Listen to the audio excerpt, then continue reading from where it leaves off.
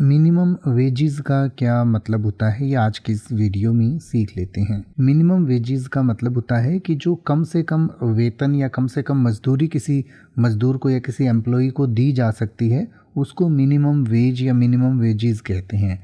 यानी कि सरकार जो है वो एक अमाउंट तय कर देती है कि किसी से भी अगर आप काम करवाते हैं तो इससे कम पैसे आप नहीं दे सकते हैं। अगर फुल टाइम किसी से आप काम करवा रहे हैं तो उसका जो मिनिमम वेतन है वो आप इतना दे सकते हैं, इससे कम नहीं होता है।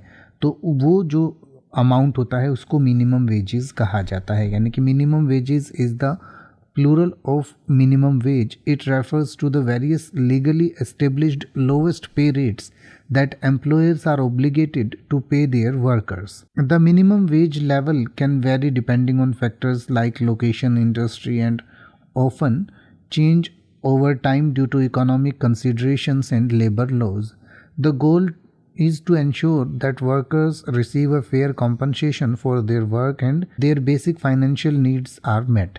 यानी कि सरकार जो है वो एक मिनिमम अमाउंट तय कर देती है इंडस्ट्री को देखते हुए, किस इंडस्ट्री में या किस फैक्ट्री में किस तरीके के काम के लिए कम से कम कितने पैसे दिए जा सकते हैं किसी भी एम्प्लॉय को, या उससे कम जो है कोई भी कंपनी या कोई भी फैक्ट्री जो है उसको पैसा नहीं दे सकती, उससे ज़्यादा ही उसको देना होगा या उतना कम से कम देना होगा। तो ऐसे अमाउंट को मिनिमम वेज कहा जाता है और ये जो है अलग अलग जगहों पर अलग अलग हो सकता है।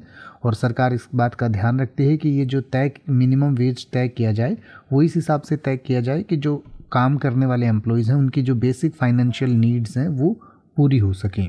अब आप ऐसे ही किसी भी वर्ड का मतलब हिंदी और इंग्लिश में YouTube पर सर्च कर सकते हैं, आपको मेरी वीडियो मिल जाएगी जिसमें आप बिना किसी फालतू बकवास के सीधा उस वर्ड का मतलब समझ पाएंगे। तो ऐसी ही वीडियोस को देखते रहने के लिए चैनल को सब्सक्राइब करें और बेल आइकन को प्रेस करें।